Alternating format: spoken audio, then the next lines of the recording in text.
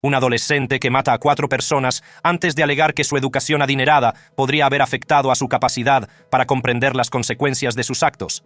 Y 2 hermanos que no pudieron esperar más a recibir su herencia y decidieron matar a sus padres para conseguirla, son solo 2 ejemplos de lo que se revela cuando el brillo de la riqueza se desvanece para revelar las sombras que acechan bajo el mundo de los hijos de multimillonarios. Hermanos del infierno.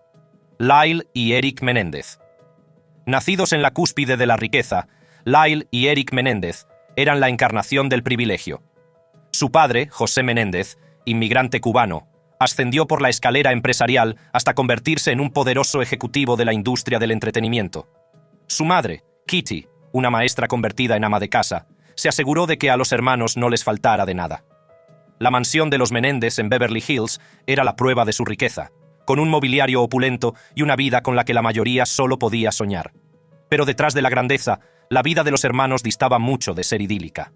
El hogar de los Menéndez era un caldo de cultivo de grandes expectativas y presiones. José era un padre estricto y exigente, que empujaba a sus hijos hacia la excelencia a cualquier precio. Los hermanos asistían a los mejores colegios, jugaban al tenis a un nivel competitivo y estaban preparados para seguir los pasos de su padre. Sin embargo, bajo la superficie de esta educación prístina, había grietas en la fachada. Cuando los chicos se convirtieron en jóvenes, el peso de las expectativas de su padre y los supuestos abusos que sufrían empezaron a hacer mella. Lyle, el mayor, era visto como el niño de oro, mientras que Eric luchaba por estar a la altura de los elevados estándares de la familia. La relación de los hermanos con sus padres se hizo cada vez más tensa, una tensión que pronto llegaría a un punto de ruptura. En una fatídica noche de verano de 1989, la fachada se hizo añicos. El brutal asesinato de José y Kitty Menéndez en su propia casa conmocionó a la comunidad. Los hermanos, que al principio parecían hijos afligidos, pronto se convirtieron en los principales sospechosos de un caso que cautivaría a la nación. La investigación reveló un lado más oscuro de la fortuna de los Menéndez. En los meses que siguieron a la muerte de sus padres, Lyle y Eric se embarcaron en una carrera de gastos, con coches de lujo, relojes caros y viajes lujosos. Este consumo conspicuo, unido a un chivatazo de la novia de un terapeuta, condujo a sus detenciones. El juicio de Lyle y Eric Menéndez se convirtió en un espectáculo nacional, un relato del privilegio convertido en parricidio. Cuando los hermanos comparecieron ante el tribunal, la defensa desveló un relato desgarrador de sus vidas, alegando un patrón de abusos graves ocultos tras las puertas de su mansión. La defensa argumentó que los hermanos habían sufrido años de abusos físicos, emocionales y sexuales a manos de sus padres, lo que según ellos les había llevado a un estado de desesperación psicológica y a temer por sus vidas. Lyle y Eric, que entonces tenían 21 y 18 años, respectivamente, subieron al estrado en su propia defensa, detallando los supuestos abusos. Lyle relató que los abusos comenzaron cuando era solo un niño y describió una vida de miedo y manipulación constantes. El testimonio de Eric pintó un cuadro similar, afirmando que los abusos continuaron hasta bien entrada la adolescencia.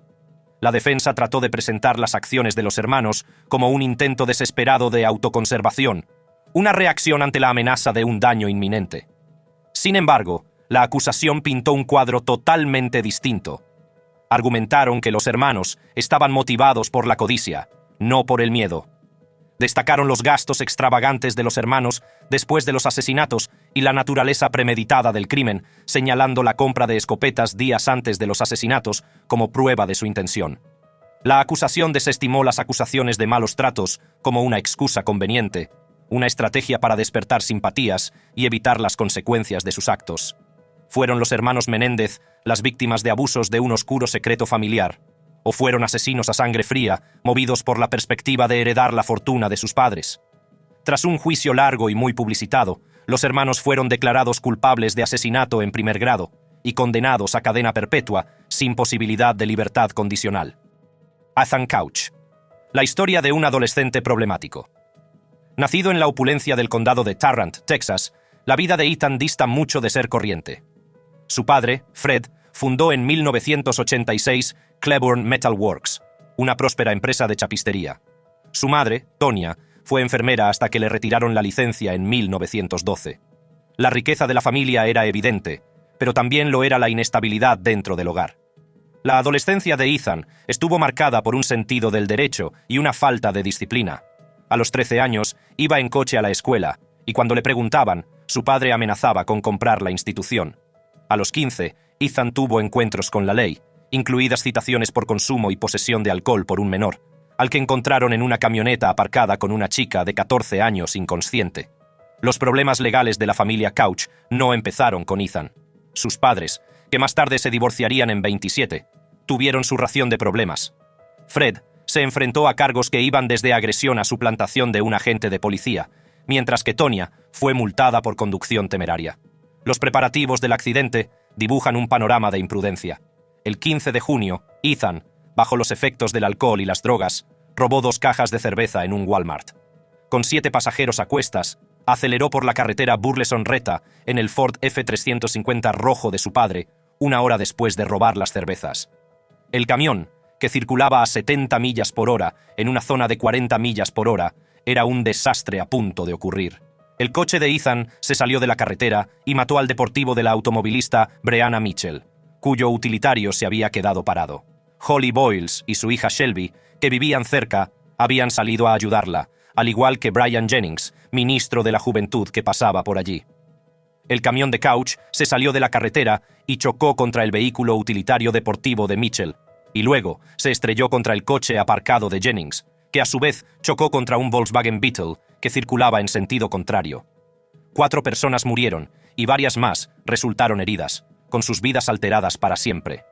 La tasa de alcoholemia de Ethan era del 0,24%, el triple del límite legal para un adulto en Texas. El accidente no solo destrozó familias, sino que sentó las bases de una batalla legal que pondría en tela de juicio la propia balanza de la justicia. El juicio de Ethan Couch se convirtió en un espectáculo que captó la atención nacional, no solo por la atrocidad del crimen, sino por la estrategia sin precedentes de la defensa. Acusado de 4 cargos de homicidio por intoxicación, había mucho en juego. Los fiscales del condado de Tarrant pedían una condena que podría llevar a Ethan a pasar entre rejas hasta 20 años.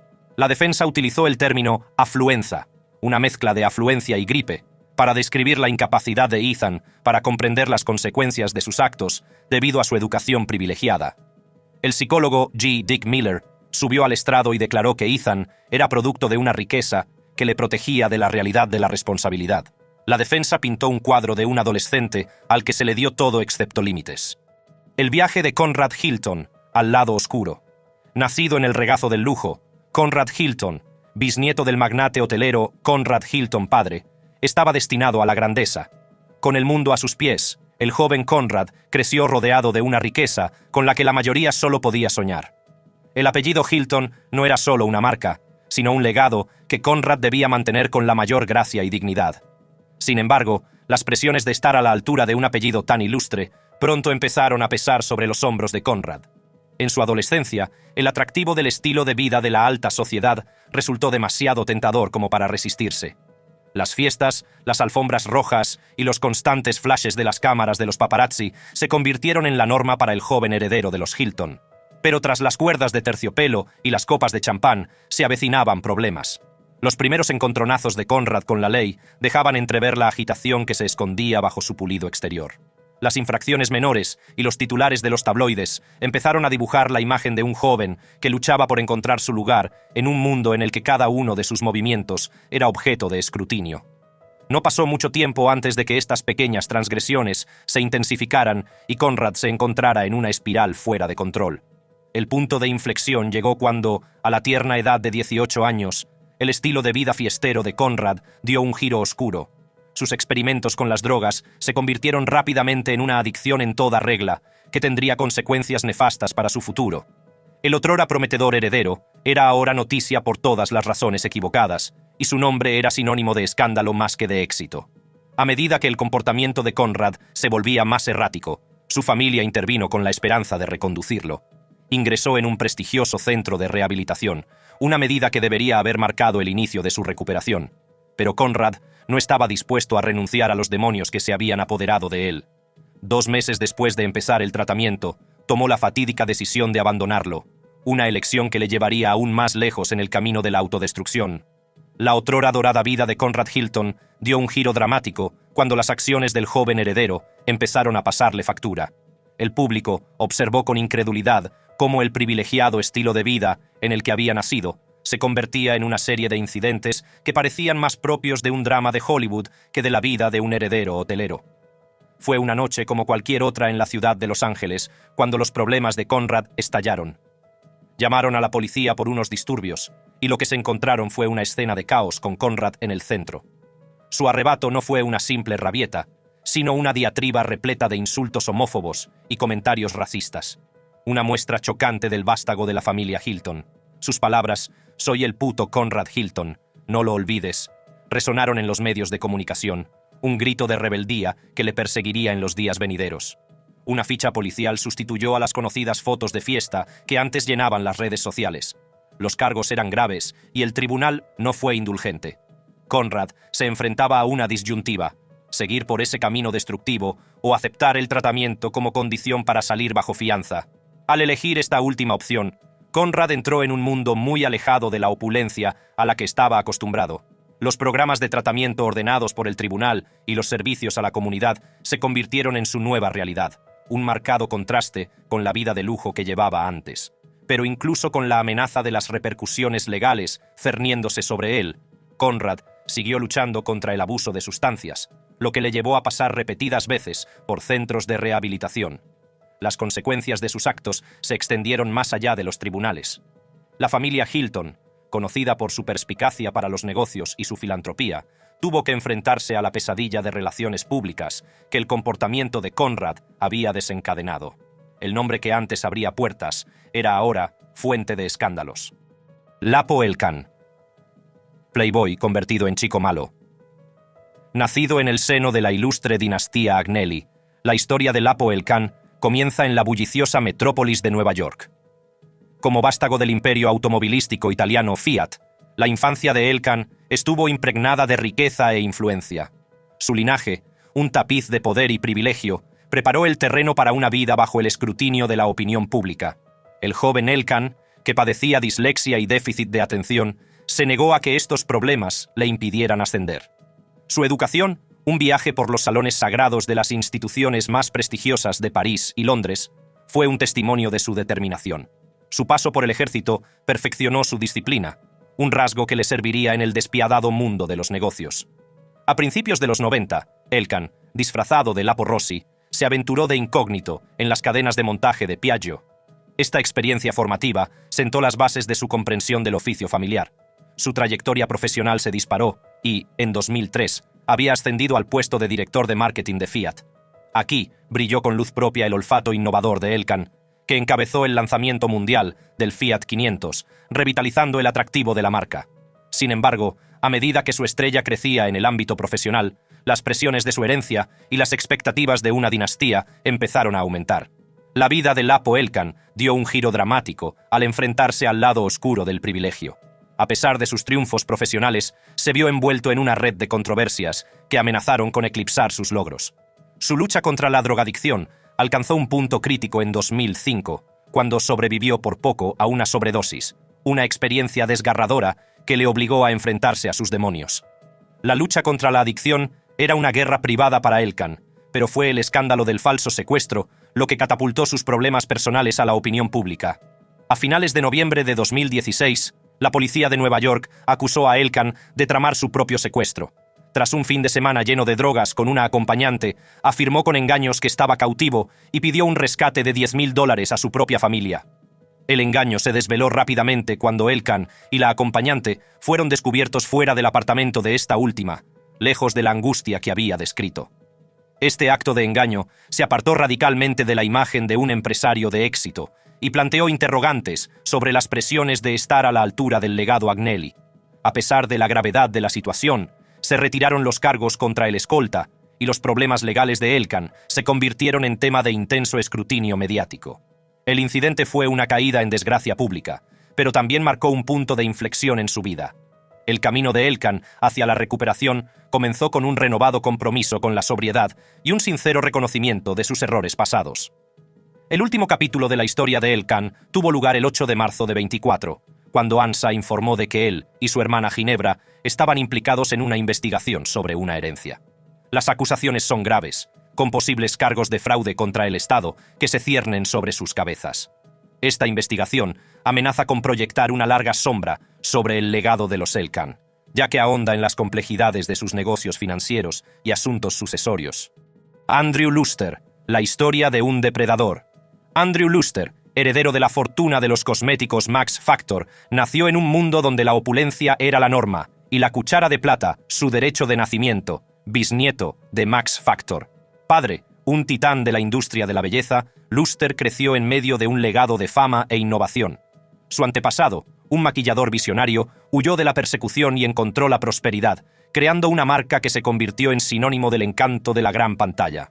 En los años 70, el imperio de la familia Factor se vendió por una suma asombrosa, lo que consolidó su estatus entre la élite. El joven Andrew, que entonces solo tenía 10 años, era el beneficiario de un fondo fiduciario multimillonario creado por su abuela Freda. Con semejante riqueza a su alcance, Luster nunca conoció las dificultades de la vida ordinaria, pero el privilegio puede ser un arma de doble filo.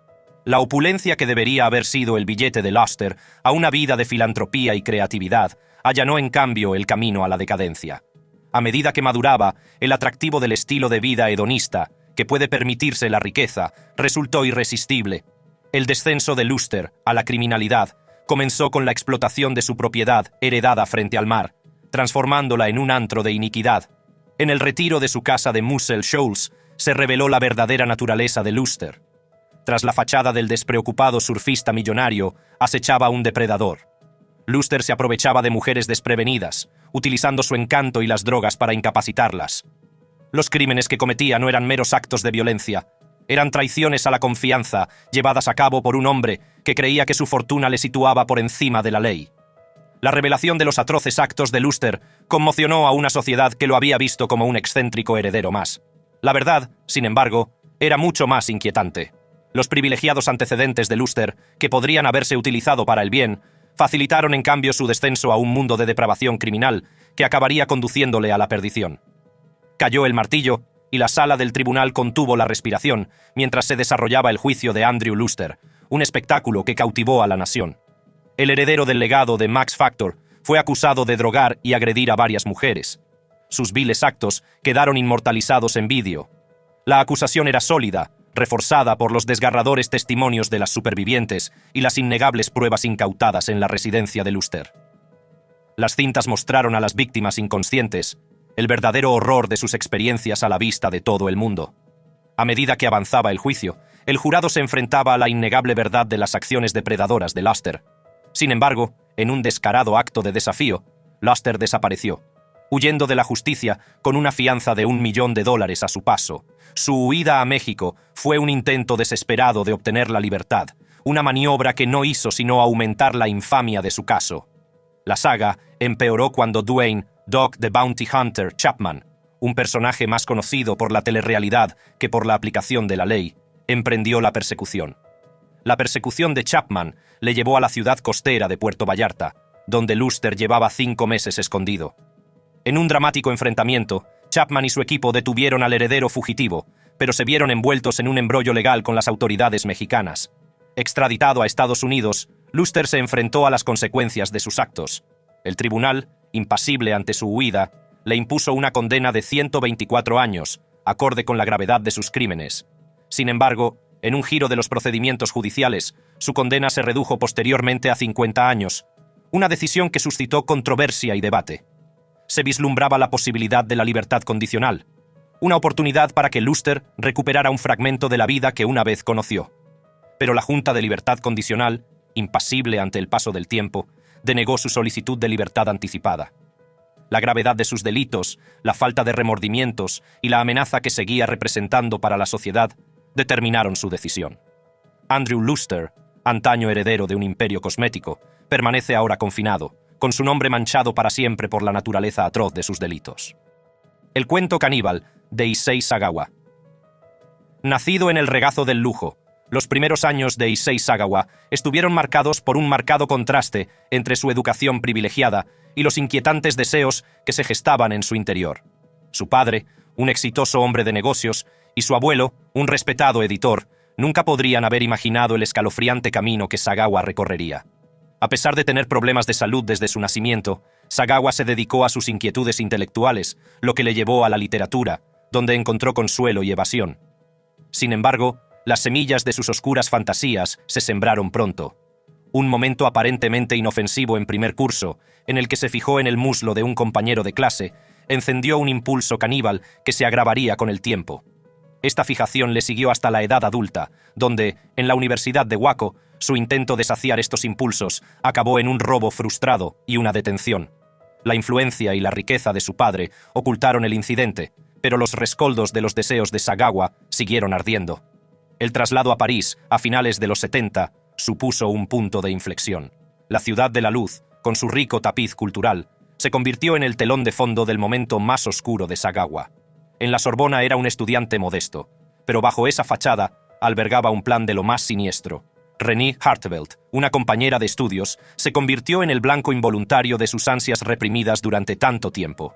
Invitada a su apartamento con pretextos académicos, se convirtió en la pieza central de un crimen que grabaría el nombre de Sagawa en los anales de la infamia. El escenario fue un modesto apartamento parisino, donde la desprevenida Renée Hartevelt leía poesía, de espaldas a Issei Sagawa. Con un solo disparo de rifle en el cuello, la horripilante fantasía de Sagawa se hizo realidad. Después, cometió actos de canibalismo y necrofilia, una escalofriante realización de sus deseos más oscuros. La meticulosa documentación del acto por parte de Sagawa reveló un descenso a la locura que conmocionó incluso a los investigadores más avezados. Los días siguientes son un borrón de depravación. Sagawa captura el espantoso proceso a través de fotografías, documentando cada horrible paso mientras consume la carne de Renée. Pero los restos de su crimen no pueden ocultarse para siempre. A medida que el cuerpo se descompone, Sagawa intenta deshacerse de las pruebas en el sereno Bois de Boulogne, pero es detenido por las autoridades francesas, y el contenido de sus maletas revela el verdadero alcance de su atrocidad. Las ruedas de la justicia giraron, y Sagawa se vio atrapado en el sistema legal. Su origen acomodado le proporcionó una sólida defensa, lo que condujo a un veredicto de demencia que le libró de todo el peso de la ley. Recluido en una institución psiquiátrica en Francia, se convirtió en un espectro que rondaba los pasillos y la conciencia pública. Sin embargo, la historia dio un giro inesperado cuando Sagawa fue deportado a Japón. Allí, la ausencia de documentos judiciales críticos procedentes de Francia dejó a las autoridades con las manos atadas. Declarado cuerdo por los psicólogos japoneses, Sagawa salió libre. Su crimen quedó impune. Este giro del destino, esta laguna legal, permitiría a Sagawa vivir sus días en una libertad que muchos consideraban inmerecida. Robert Durst. Nacido en el regazo del lujo, Robert Alan Durst fue el heredero de un imperio inmobiliario que dio forma al horizonte de Nueva York. Hijo mayor de Seymour Durst, un titán del sector, los primeros años de Robert fueron de opulencia y privilegio. Asistió a las mejores escuelas y estudió económicas en la Universidad de Lehigh, donde se licenció en 1965. Su camino parecía pavimentado con oro, un viaje digno de un vástago de una familia tan ilustre. Sin embargo, bajo la superficie de esta existencia dorada, se escondía una oscuridad que pronto eclipsaría el nombre de la familia Durst. Tras su paso por Lehigh, Robert se trasladó a la costa oeste para estudiar en la UCLA. Allí entabló amistad con Susan Berman, cuyo padre era un conocido mafioso, una conexión que resultaría siniestra en los años venideros. Finalmente, Robert regresó a Nueva York y en 1973 se casó con Kathleen McCormack, una higienista dental con aspiraciones de convertirse en médico. La vida de la pareja, al menos de cara al mundo exterior, parecía encantadora, pero a medida que se acercaba el final de la década de los 70, su matrimonio se fue deteriorando, empañado por las acusaciones de comportamiento violento y controlador de Robert. En 1981, la unión estaba al borde del colapso. Entonces, el último día de enero de 1982, Kathleen desapareció. Robert afirmó haberla visto por última vez en una estación de tren de Katona, Nueva York, después de un fin de semana en su casa junto al lago de South Salem. Esperó varios días para denunciar su desaparición, un retraso que levantó sospechas. A pesar de sus declaraciones de inocencia, el misterio de la desaparición de Kathleen persiguió al apellido Durst. La investigación llegó a un callejón sin salida. Ninguna pista, ningún cadáver, nada más que preguntas que persistían como fantasmas. Susan Berman, que para entonces actuaba como portavoz oficiosa de Robert, lo defendió con fiereza, su lealtad inquebrantable, incluso cuando los medios de comunicación la rodeaban. El caso se enfrió y la vida siguió su curso. Robert continuó con su trabajo intermitente en el negocio familiar hasta 1994, cuando fue rechazado sin contemplaciones como sucesor de su padre. Este deseo pareció romper los lazos que le quedaban con el legado Durst, dejándolo a la deriva.